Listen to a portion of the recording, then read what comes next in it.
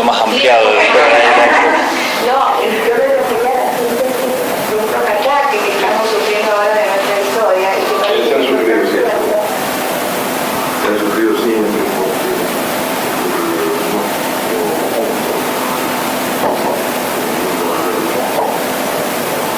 y se llama así Martín Perfumo, con pobre poema le puso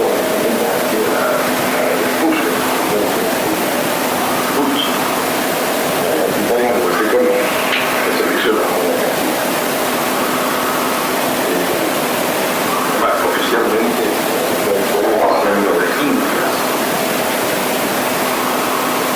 pero también desde el comienzo se empezó a y me decía que desde el comienzo estamos en conflicto. América nace casi conjuntamente con el retorno de Europa Central. Nace un poco antes de la paz de España, cuando viene el Estado Nacional y la llega la comunidad europea. Nace también un poco después de la invasión de Islandia, de la unidad de Constantinopla, a veces se llama el fin de la Edad Media. Entonces, nuestro orden siempre ha estado sacudido por todas estas tensiones externas. Pasa que España construyó un imperio de la parte americana y protegerlo. Y lo estuvimos americanos. Cuidado para no contaminarnos de todos los conflictos de la guerra. El principal conflicto de la guerra enseguida sigue siendo el conflicto de siempre es el de la modernidad. Siempre en todos los tiempos. a ver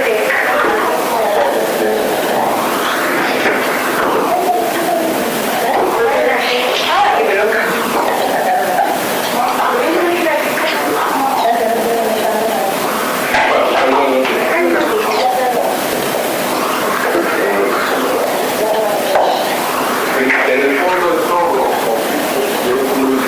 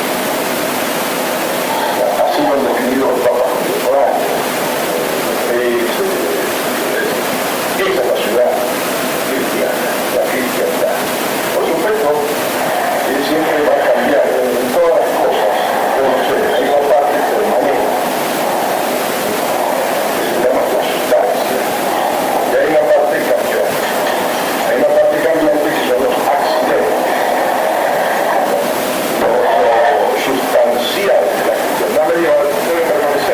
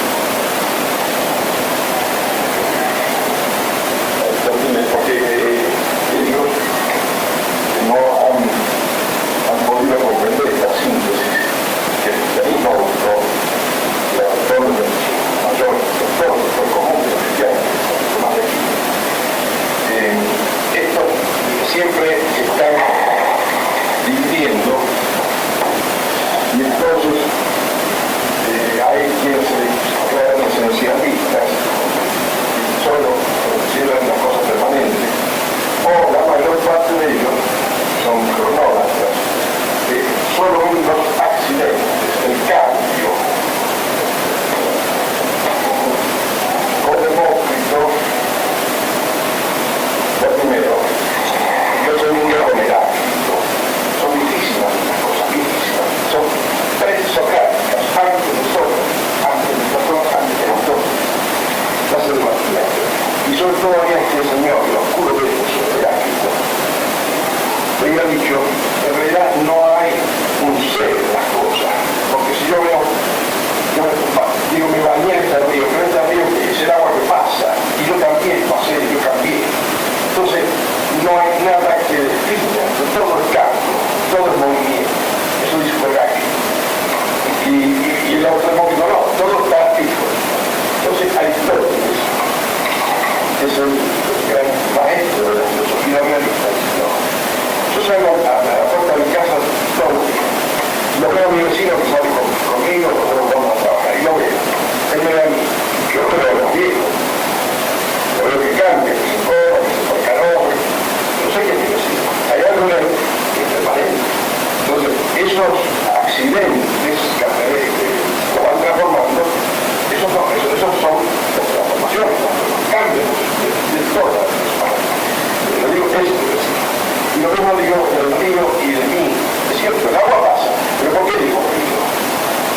Porque hay algo allí que unifica todas esas cosas, que derivan hacia el mar, pero tienen una entidad esa agua para que yo la domine el río. Y yo, si digo yo, estoy admitiendo que yo soy algo permanente, no todo cambiar.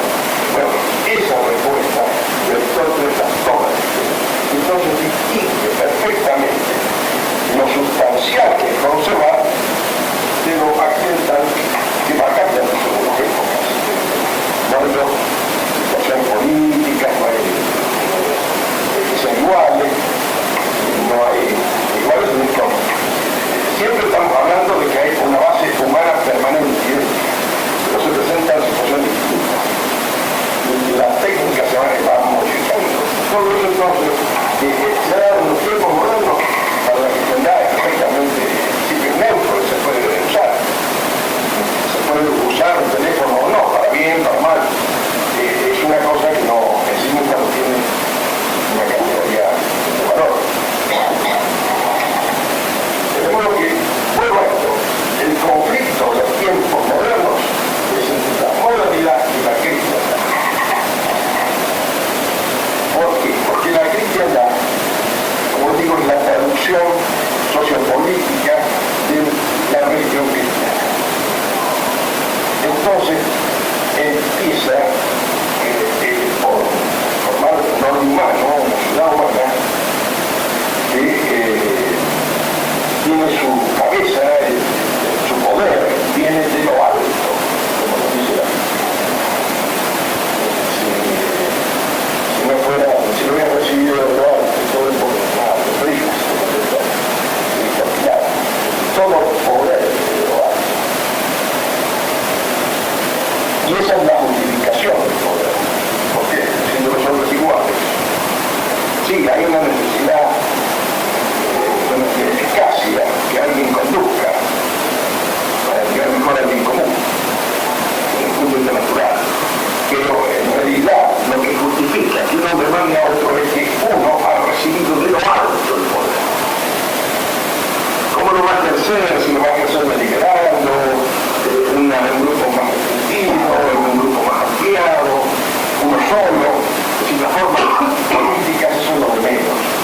Lo importante es que todas las formas políticas, todos los sistemas en su origen reconocen esta única causa que es el creador, la autoridad.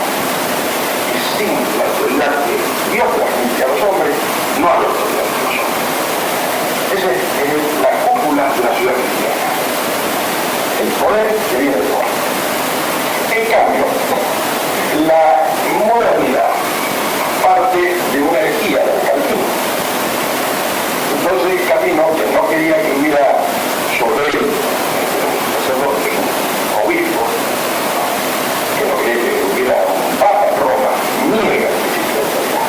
niega el principio de lo alto. Y entonces dice, no, la autoridad de la Iglesia viene del consenso. Nos reunimos los fieles en la asamblea del pueblo de Dios que ahí elegimos al que sea ministro. Es decir, no es de lo alto, sino de lo bajo, de donde surge la autoridad. Por eso son dos conceptos que no se pueden nunca amalgamar, pegar, transar. Son dos formas de ver totalmente distintas. O nos viene la autoridad de lo alto, y entonces el padre de familia tiene autoridad por sí, por ser padre de familia. Sea bueno, malo, educado, no educado, la tiene por el hecho de ser padre. Y el gobernante y el juez, si todo nuestro mundo, el mundo de la cristiandad está plasmado sobre esta idea de lo alto. Eso es una cosa, nosotros que lo ven en la televisión. Han visto el juicio del jurado, que ahora en la Constitución está ahí, igual que lo han incorporado. Digo lo que dice. Por nosotros el juez es una persona que está nombrada por su autoridad intelectual, moral, aunque no nos cumplan eso. Pero en principio, nosotros cuando tenemos un conflicto con el vecino, tenemos por el límite, vamos a este que es el juez. Y él nos dice el derecho. En cambio, los calvinistas pasaron por Inglaterra, se convirtieron en presbiterianos, y ahí fueron a los Estados Unidos, con los padres peregrinos, Mayflower, se embarcaron en Massachusetts, Boston, y allí entonces al establecerse hicieron un pacto, como casi cosas de abajo, se llamó el Covenant, y resolvieron que no solamente la elección del ministro pastor en la iglesia la iban a hacer entre todos, sino que todo tipo de conflictos lo iban a detener entre todos. Entonces cuando alguien cometía un delito, ¿cómo se resolvía? Elegían entre los miembros de la asamblea algún para que fueran juzgados. Y ellos resolvían si esa persona era inocente o culpable. Lo han visto un millón de veces en las películas de la televisión. Nosotros no. El que lo decide es un juez, que sabe el derecho. Porque estos otros no saben nada del derecho. ¿Cómo juzgan? Ya lo han visto en las películas. En términos morales, es decir, a mí me parece que esta persona es culpable. A mí me parece que no. Pero por ejemplo, esta categoría del homicidio preterintencional, del homicidio alevosía, los márgenes de distintas figuras que hay en el homicidio, eso ni lo saben, ni lo conocen. Entonces, ellos van en juicio moral. El juez nuestro no. El derecho es una parte de la moral, pero una parte autónoma. Entonces, es una justicia especial la que se hace, que tiene que tener una serie de salvedades, por ejemplo, de la íntima convicción, como juez, de que esa persona es culpable, pero si no están las pruebas no puedo condenar, porque presumo su inocencia. En cambio, el sistema norteamericano es un juicio moral, es decir, desaparece el derecho, que es la norma que organiza la convivencia humana y que es uno de los productos de la cristiandad, porque la cristiandad lo tomó de Roma, así como tomó de Grecia, la filosofía aristotélica tomó de Roma el derecho. La civilización cristiana no fue revolución, sino que fue tomando lo mejor, en este caso de Roma. Y nosotros acá hoy tenemos que vamos al juez de paz, para verlo, hay una persona que le dice, no nos reunimos y vamos a ver todo y goma. Esa conclusión que después de es porque hay dos concepciones. Y la concepción calvinista alimenta a la sociedad americana. Esto que se llama la American One for Life, es el American One for Life calvinista. Lo que le dan ellos los padres peregrinos del Covenant. No hay autoridad que tenga de arriba, no hay nadie arriba, sino todo de abajo. Porque eso es una cosa que no tiene transacción. Por eso yo digo, para ser buen demócrata, en el sentido que yo lo dice, hay que ser calvinista. Porque si no hay otra forma de ser demócrata, pero esa es pésima, la de Rousseau, que es un mal calvinista. Calvino era el jefe y dictador, terrible dictador de Ginebra, porque como él no distinguía entre lo que era jurídico y lo que era moral, etc., él despoquizó a Ginebra. Y entonces él decía, bueno, se encontraba una pareja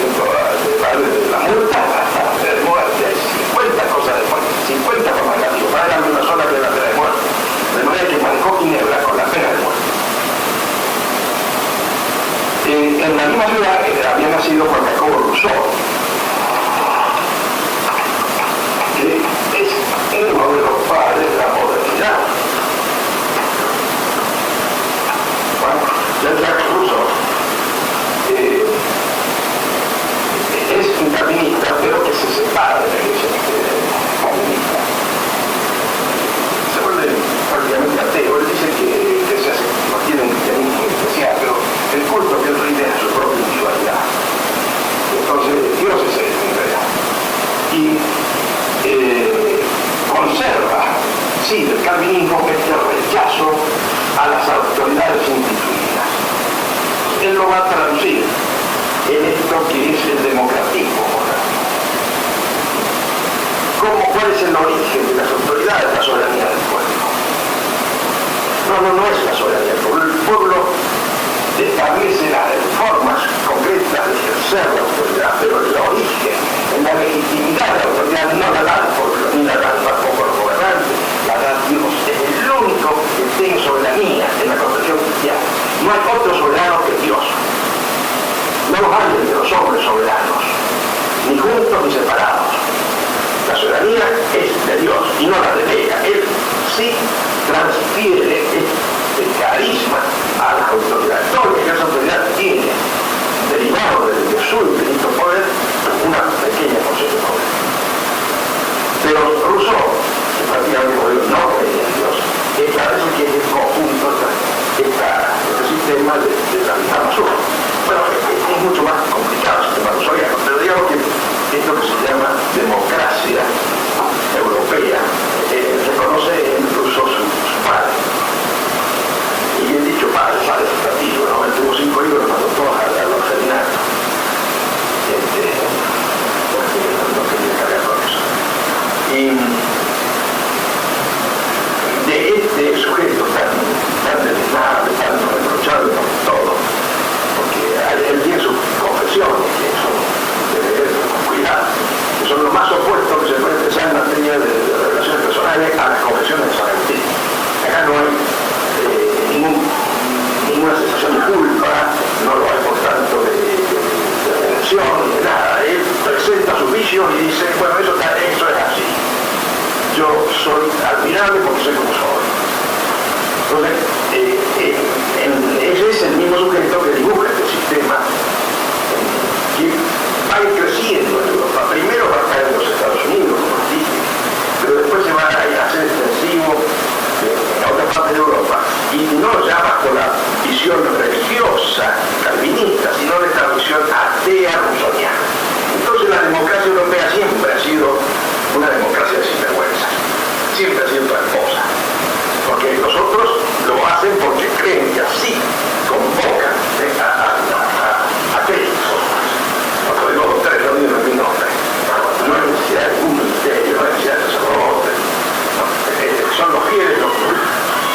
Por eso en Estados Unidos la democracia norteamericana, mientras fue verdaderamente religiosa, calvinista, funcionaba, porque estaba sostenida por esta visión religiosa que tenía. Ahora ya no, porque ahora ellos son más liberales.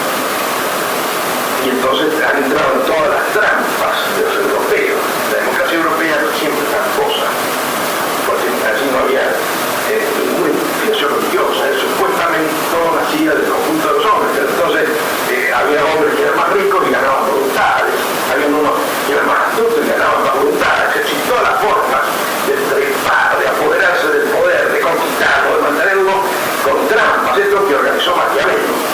La democracia europea es Rousseau más Maquiavelo. Maquiavelo era un renacentista que había descrito la forma más viciosa de conquistar el poder, de obtener autoridad por medio que sea y más que conservarse. Y acá esto se santifica con la teoría rousseauiana. De modo que todo, más y menos todos estos gobiernos modernos, no cristianos, padecen de esos dos vicios. Un error profundo acerca del origen del poder y un ejercicio malvado del poder. Y España descubrió América en tiempos en que estas dos concepciones modernistas estaban ya haciendo su gran camino en el septentrión europeo y en las mismas sociedades cristianas de la Europa meridional, que seguían llamándose cristianas, pero que habían dejado de serlo en gran medida. A raíz del Renacimiento, casi toda Europa había dejado de ser cristiana. Y eso se manifestaba en lo moral. Lo moral es lo último, ¿cierto? Porque el cristianismo, el sacerdote,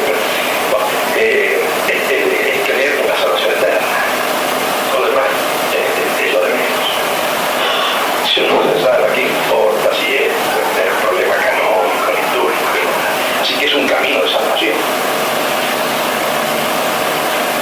Pero en última instancia eso se consigue también sobre obras morales, del obrar del hombre, ¿cierto? La parte ética. Pero no es principalmente una ética, ¿no es cierto? Principalmente una teología. Es un problema principalmente de fe, de esperanza y de caridad. Y dentro del orden de la caridad entonces aparecen estos temas de obrar que se refieren al prójimo. Bueno, quiero decir que si ya en la Europa renacentista, sobre todo en la Europa italiana, había personas como Maquiavelo que ponían el obrar respecto de los otros sin ninguna norma moral, porque lo único que la virtud que decía Maquiavelo era conquistar el poder por la vía que sea, del asesinato, lo que viniera, justificaba todo Maquiavelo, y para mantenerse lo mismo. Pero eso sí, con astucia. Él recomendaba que uno no dijera, claro, a los otros, miren, yo lo voy a dominar y después no aflojo más, ¿no? No, había que decirle todo lo contrario, decir, ustedes son macanudos y yo vengo acá nada más que para servirlos, con mentiras, con trampa. Y eso es justamente lo que se asocia con lo de Rousseau, porque entonces Rousseau les da, sí, entre todos vamos a gobernar, ¿no? Ahora, si quieren, yo que tengo unos pesitos, les voy a decir cómo. Es decir, los partidos son gobernados por la plutocracia, por el dinero, la prensa, todo eso es gobernado por el dinero. Y buscan hombres que quieran esto, apoderarse de la autoridad, que está hecha para el bien común, para que ellos no la hagan para el bien común, sino para el bien propio, y se mantengan allí despotizando, y encima, no al modo tradicional de los déspotas asiáticos, sino siguiendo los consejos de Rousseau y de Maquiavelo, con engaños. Ellos están nada más que para hacer el bien nuestro, y resulta que nunca lo hacen. Bueno, esa es entonces la cuestión política. Hay muchas otras, hay problemas económicos, hay problemas sociales, pero quiero sintetizarlo, porque el conflicto principal va a pasar por la concepción de la autoridad, que era una autoridad única en la época medieval. Era un imperio, el Sacro Imperio Romano Germánico, que tenía un emperador que era el emperador de Alemania. Pero por encima de él, porque era un sistema de círculos concentrados. Por el último sistema, porque había, por ejemplo, el gobierno de la ciudad, de las universidades, de los gremios, de los reinos, había reyes, y por encima de todos ellos estaba el imperio, pero por encima del imperio, y no en sentido material, sino asumiéndolo, en encima y por el centro estaba el papado.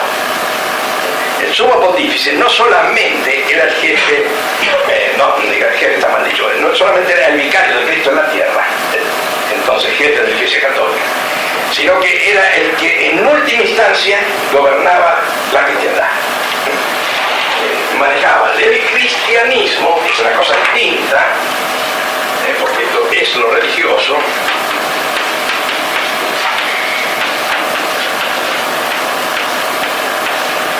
sino que tenía también el máximo poder en la cristiandad. Esto es eterno, esto tiene una promesa de indefectibilidad, de perdurabilidad. La puerta del infierno no puede prevalecer contra la iglesia, ¿no es cierto? Pero esto no, porque esta es una creación de los cristianos, una creación temporal, una creación civilizatoria de los cristianos. Podía o no desaparecer según si uno velara para que se mantuviera. Y en la época moderna comienza este conflicto con esta ideología que, como les digo, en su faz, sobre todo ya no calvinista, sino rousseauiana, es profundamente atea. Entonces la lucha es total. El conflicto no tiene solución. No hay forma de decir, bueno, vamos a ver que seamos un poquito ateo y un poquito creyente. Es como si dijéramos una señora que está un poquito embarazada. O uno cree o uno no cree, y así es. Y el que cree en Cristo, sí, sabe que a Cristo se le ha dado por su Padre todo poder en el cielo, pero también en la tierra. Y ese poder en la tierra, que estamos en este momento hablando, es el que lo convierte en Cristo Rey. Es decir, es el que preside toda nuestra, porque si bien es Dios Padre, el autor de toda autoridad, también en la Biblia se nos dice que todas las cosas existen y subsisten por Cristo, por Dios Hijo, que es con el que nosotros nos entendemos, porque a Dios Padre no le conocemos la cara. Entonces, toda nuestra relación con lo eterno, con la otra vida en la que creemos, se hace a través de Jesucristo. Por eso dice Pascal, sin Jesucristo yo no entiendo nada. Ni quién soy yo, ni quién son los demás, qué es mi vida, qué es mi muerte, no entiendo nada. Saco a Jesucristo, no entiendo nada. Es el mediador y el revelador de mi existencia. Entonces es también la figura que preside la sociedad cristiana, la ciudad cristiana, Cristo Rey. Y es de Cristo Rey donde el vicario, el Papa, recibe las llaves que recibe Pedro, que no son solamente del cielo, son de la tierra. Ate y desata acá en la tierra, y eso es sin límites. ¿Qué límite tiene el poder del Papa? Ninguno. Ninguno, porque no se lo puso Dios. ¿Qué le vamos a poner nosotros poder? Dicen, yo no quiero ser más papista que el Papa. Sí, yo lo que digo, yo no quiero ser menos papista que el Papa. Porque él tiene una autoridad conferida por Cristo a su antecesor, a Pedro, y transmitida por la vía legítima. De modo que él es el único que navega más adentro, que mete el timón y se mete en el tiempo futuro del que no sabemos nada. Entonces cuando él nos dice, vamos por aquí, tenemos que desertar, que vamos por aquí, a mí me parece que no interesa lo que a mí me parezca. El Papa es el que sabe. Por eso no solamente cuando nos habla de fe lo debemos acatar, sino cuando nos habla también de las costumbres, porque su infalibilidad también abarca el plano moral, el plano de las costumbres, y allí está la política. Por eso, en el tiempo que se edificó esta ciudad cristiana, en los años del medioevo, él llegó a ser también la cúspide del sistema social político. Cuando había una causa, qué sé yo, entre un hombre y una mujer, bueno, ustedes saben que no se pelean los hombres y mujeres. Bueno, no se pelean cada 3 minutos, cada 5 o 5. Entonces, en última instancia iban a los jueces a la cámara, de la corte, al rey, porque el rey era el rey padre. Uno perdía el juicio, en todo sentido, y entonces todavía le quedaba un recurso de última suplicación ante el padre, el rey. Pero después del padre no podía ir al emperador y decirle, viene de su majestad. Acá el maldito, el juez de primeras letras, le da la razón a mi mujer. Y no la tiene. Entonces le pedía al emperador que resolviera en última instancia. Y el emperador decía, no, tiene razón. Entonces, ¿a dónde se iba? Al Papa. En última instancia, de las últimas instancias. Al Papa. Y ahí se repetía eso y el Papa le daba la razón a la mujer y no estaba ahí. Ese era el sistema de la sociedad cristiana, gobernado en última instancia por el Papa, que ejercía un poder político, pero no al modo humano, porque el poder de Cristo nunca ha sido al modo humano. Rousseau va a interpretar esto paganamente, entonces va a decir, mi poder, estas son dos cosas distintas, una cosa es la religión, otra cosa es la política. ¿Por qué? Porque Cristo ha dicho, mi reino no es de este mundo. Entonces, ¿a dónde está el reino de Cristo? En el reino celestial.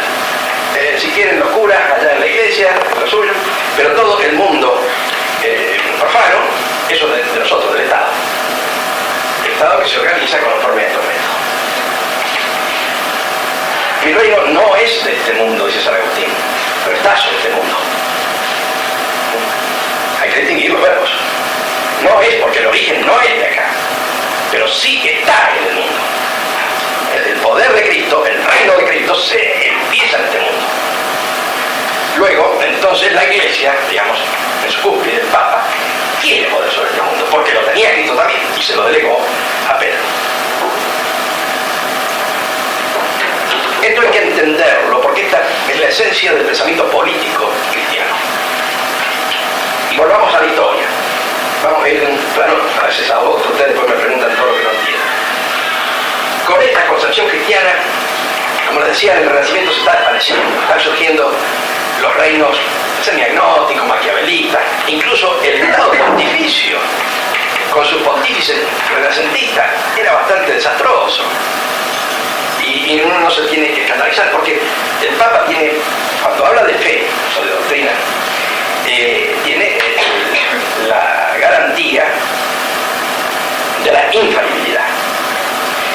eso no quiere decir que él tenga, el Papa tal, la impecabilidad, ¿no? Puede ser la persona más desastrosa que uno puede encontrar, con mayor cantidad de vicios. Lo que tiene asegurado es que él no va a errar al definir asuntos de fe o de doctrina sobre costumbres. Pero él sí puede errar, y de hecho, durante el tiempo del Renacimiento, los papas erraron en abundancia. Uno nunca sabe si era peor Julio que Alejandro, cada papa ahí han resuelto que Alejandro VI era el peor, pero no, ¿qué va a ser? Todos eran un poquito peores. Que era muy bueno eso, era muy bueno, porque entonces no había papolatría, no había clericalismo. Uno no le preguntaba al padre, a ver padre, ¿de qué equipo es usted para seguirlo? No, porque en esa materia no es la cosa menos que yo, que estoy estudiando de dirección técnica. Entonces, por ejemplo, la reina Isabel, cuando se dirigía a Alejandro VI, en español, en Borgia, decía su santidad, nosotros tenemos este tema y todo. Cuando yo le escribía al embajador, le decía, tenga cuidado con el Alejandro Borgia, lo único. Ella distinguía perfectamente la persona del Papa de la representación, que es la investidura papal. A la investidura papal ella se arrodillaba, pero no a la persona, que la persona parece. Nosotros tenemos la mala suerte y los papas contemporáneos son todos muy buenos. No sé si santos, pero bueno.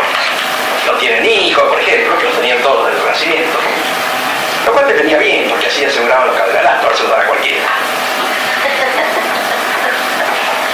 El cardenal era un título honorífico, no era un título religioso. Un título nobiliario que tenían el Vaticano. Entonces estaban los nepotes, que se llamaban así, eran los sobrinos, los sobrinos los hacían cardenales a los 5 años, a los 10 años. Se aseguraban la mayoría ahí para poder gobernar. Quiero decir esto, el Estado pontificio renacentista, un desastre. Y históricamente tenemos que serlo así, los católicos no podemos ser estúpidos, como dice Chesterton, no es necesario ser estúpido para ser católico. Entonces no tenemos por qué ponernos a discutir con la gente que Alejandro VI era un santito de Dios, no, eso es ser estúpido. Alejandro VI era un gran pecador, pero no cometió ningún error doctrinario. Todo lo que él dijo para la Iglesia, el orden a la fe. Por ejemplo, fue uno de los primeros que ya apuntó sobre la concepción virginal. Todo eso es perfecto. Y lo que daba el orden de la doctrina, la lucha contra el Islam también. Él podría ser un perfecto malvado, decían que usaba el veneno de los Borgia. En general son mentiras, pero tampoco era un dechado de virtudes. Entonces no es tan estúpido para ponerme a discutir con los protestantes, con los ateos, a hacer una defensa de Alejandro VI que históricamente le corresponde. Bueno, lo que quiero decir es que el catolicismo como tal se mantuvo en España. En España hubo una edad media tardía. El renacimiento hispánico es en realidad un reflorecimiento de las formas cristianas que se da con los reyes católicos, pero sobre todo encuentra su gran auge con el nieto, con Carlos V. Carlos I de Alemania, Carlos V de Europa, porque él es emperador del Sacro Imperio Romano Germánico. Ha sido elegido eso. Y es también rey de España y de muchas otras partes, y también de América. Es el único emperador de los mundos, Carlos V. Es la más alta autoridad que hayamos tenido los hispanos parlantes. El más grande gobernante que hayamos tenido.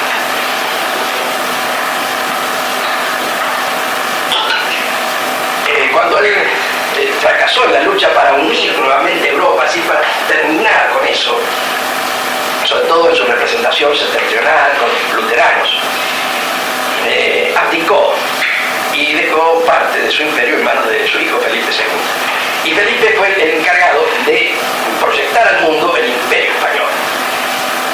Porque él se casó con una princesa portuguesa y entonces se funcionaron las dos casas y todos los descubrimientos de hispanos y lusitanos se verificaron bajo el mando de Felipe. Y Felipe llegó a crear un imperio que ha sido el más grande que ha conocido el mundo hasta el día de hoy. Porque penetró en los 5 continentes, incluso empezaron los descubrimientos en Australia. Llegó con Potosí, ciudad imperial, donde estaba La Plata, con Goa, ciudad imperial. Goa era una villa y también una diócesis, era la más grande diócesis del mundo.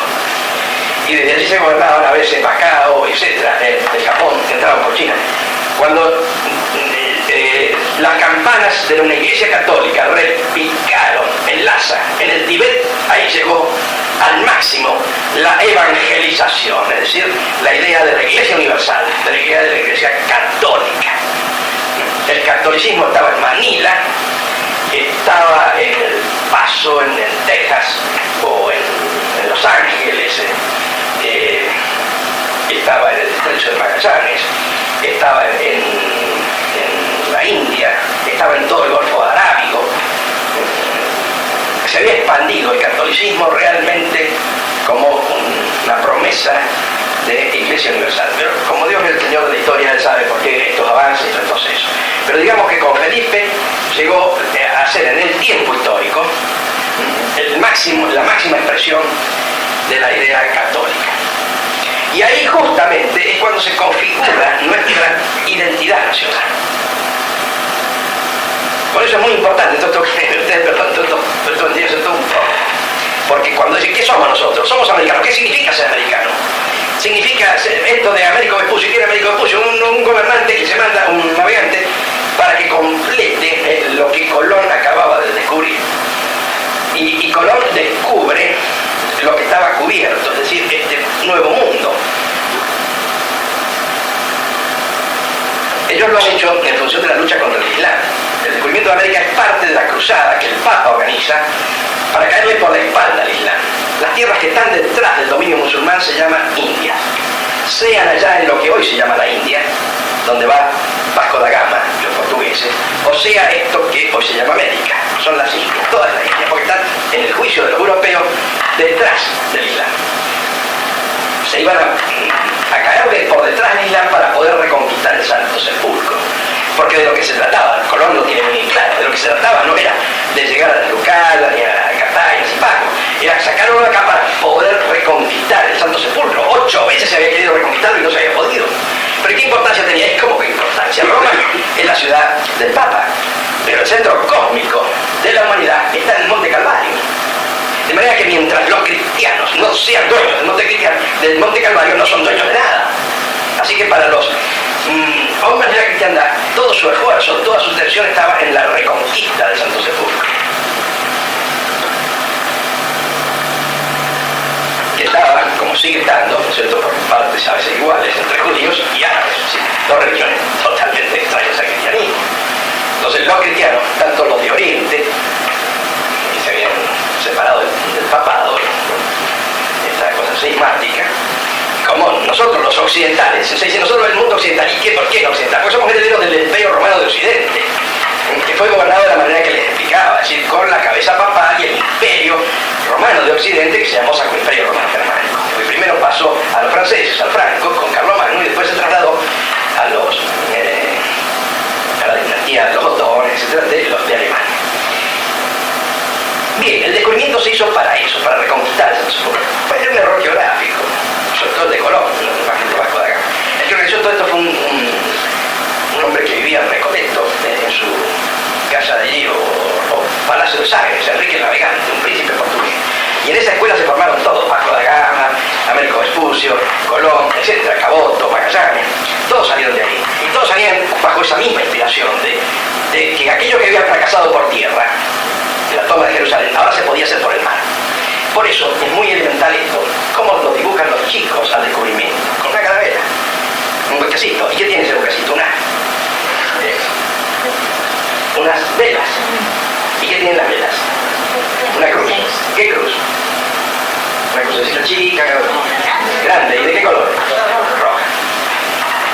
Cuando se fueron por tierra los cristianos de Occidente y de Oriente a reconquistar el Santo Sepulcro, como tenían que librar batallas contra los saduceos, contra los musulmanes, y los otros también usaban armaduras y cosas, entonces se pusieron un pañuelo rojo sobre el brazo para distinguirse.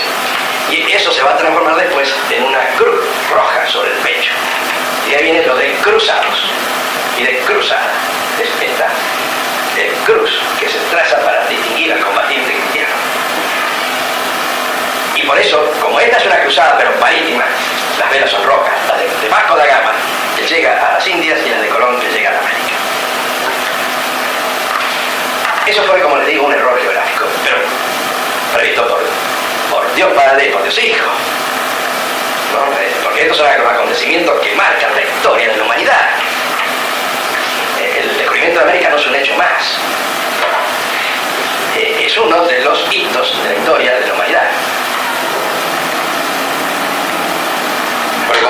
Concilio de Trento, la Iglesia había perdido el norte de Europa, pero ganó América.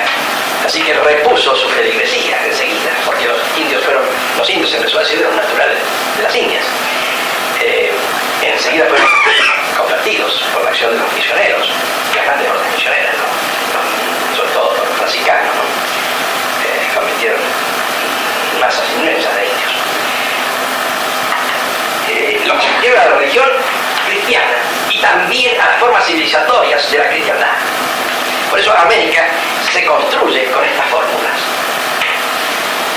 En ninguna parte de América dice, vamos a nombrar un jurado, le dice el misionero. No, ahí viene el juez. Acá tendrá a la autoridad del juez.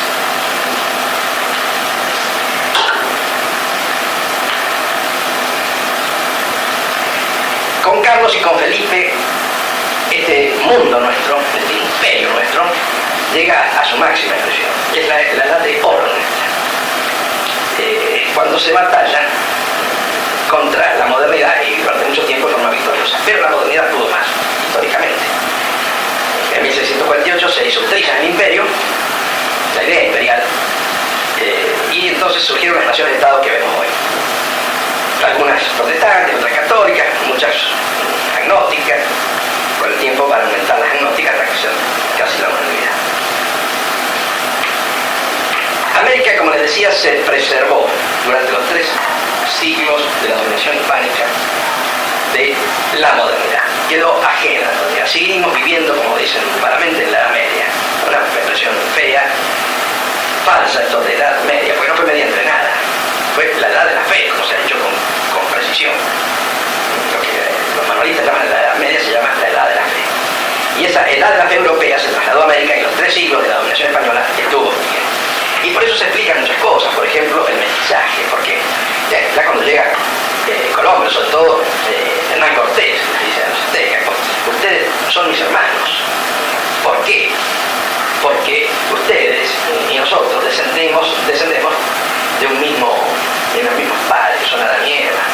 Pero como ellos cometieron un pecado, hubo que redimirlo, entonces tenemos un mismo Redentor y todos descendemos de un mismo Dios creador. Y yo estoy acá porque me ha comisionado el representante de Cristo, que es el Papa, que ha donado en tierras la corona de justicia. Así es el discurso de Hernán Cortés. Es clarísimo, perfecto. Entonces toda nuestra tradición, ¿qué es lo que es la tradición? El tránsito, es decir, aquello que se transmitía, que los hombres se vienen transmitiendo desde Adán y Eva hasta ahora. Claro, la parte mejor se transmite en este código que la Iglesia tiene establecido en sus partes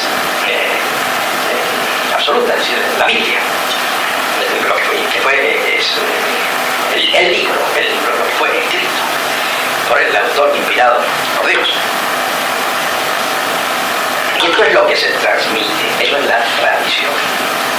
La tradición no son mujeres folclóricos, sino el haber recibido por vía de Colón, sus sucesores, el mensaje de salvación de Cristo. Eso es lo que nos trajo Colón, la más.